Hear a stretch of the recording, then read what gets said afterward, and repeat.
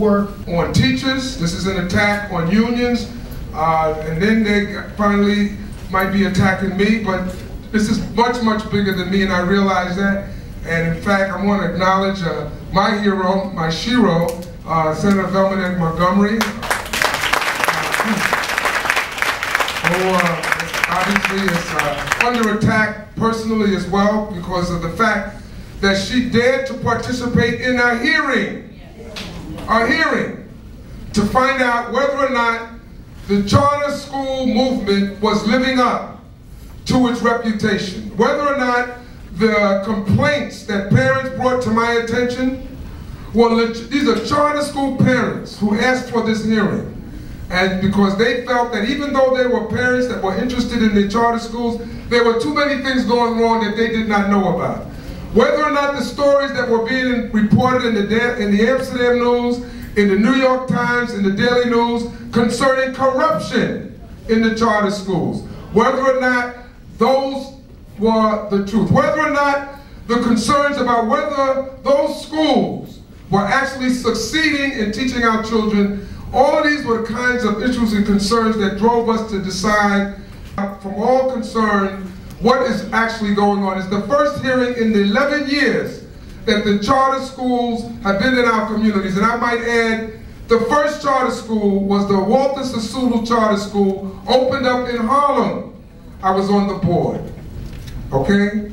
And I left that board because I began to see several things occurring that we were not expecting. At that time I was in the city council, and there were three things that we thought were going to happen. Number one, that the charter schools were going to be like experiments that would teach us how to teach all the children, not just 3%, the whole 100%. To denounce not just me, but to denounce the unions. And that means to me the teachers. They're saying that the failure of the public school system is the teachers, which I don't think is right. I think it's wrong. I think that there are other conditions that have to be met that have nothing to do with the unions, that have nothing to do with the teachers, that in fact the leadership of the city is responsible to a large extent of taking our eye away from the whole system and having us focus over these last few years on one part of the system. And so I want to also acknowledge everything that she does. So I know you're not shy, but nice to see you. The city and throughout the state, in fact, because it's a state issue. So folks with relatives in Buffalo and Albany and Schenectady just get out the pads and the contact sheets, etc. Quickly, what is the action plan? I would greet you by saying hola or buenos dias. In the great state of Hawaii, I would greet you both coming and going by saying aloha. Malawi. When I was in China, they taught me how to bring greetings by saying ni hao. And in Denmark, they taught me how to bring greetings by saying bude. But I choose not to greet you from the French-speaking countries of Europe or of Africa. Choose not to greet you from the Spanish-speaking countries of Spain or South America or even communities within the United States. Choose not to greet you from the great state of Hawaii or Asia.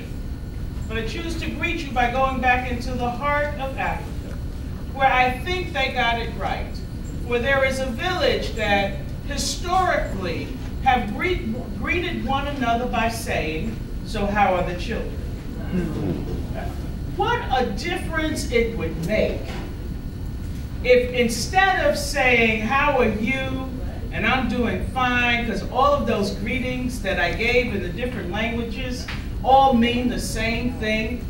And the concept behind it is that if I'm okay and you're okay, that the world is okay. What difference would it make if we took up the challenge that every time we saw one another, we would not say, "How are you?" or "Bonjour" or "Buenos dias." We would say, "So how are the children?" And I think if we did that as the Maasai tribe has done, that it would place the focus on where the focus should be. I mean, part of being in a civilized society is that we must make sure those of us who are the adults, those of us who are the elders, must make the world a better place than we found it. We must make sure that we have done everything possible to make sure that children grow healthy and well. And I submit to you that no matter where I've given that greeting across the United States, there has been no order, including this one, that has said that children are well. Once in a while, somebody will yell out, the children are well, and most of the time they mean my children are well. My grandchildren are well, my nephews are well.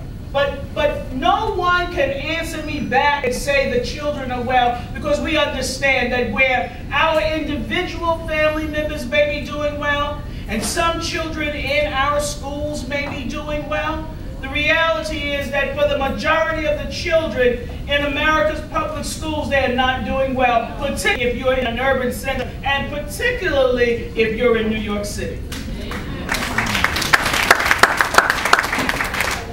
So this focus on how the children are doing, for 16 years, I had an opportunity to serve as the Associate Commissioner of Education for the state of New York.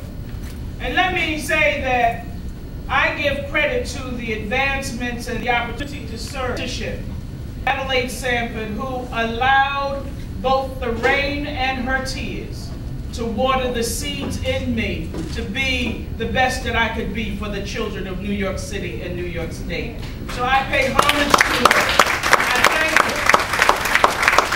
You know, everybody needs a mentor. Everybody needs somebody with some wisdom beyond your wisdom to make sure that when you're playing there, because otherwise you'll go off on your own to think your own professional practice and where you're going in life and how much money you have in the bank and whose table you get invited to it, who calls you doctor and who calls you this. You need an elder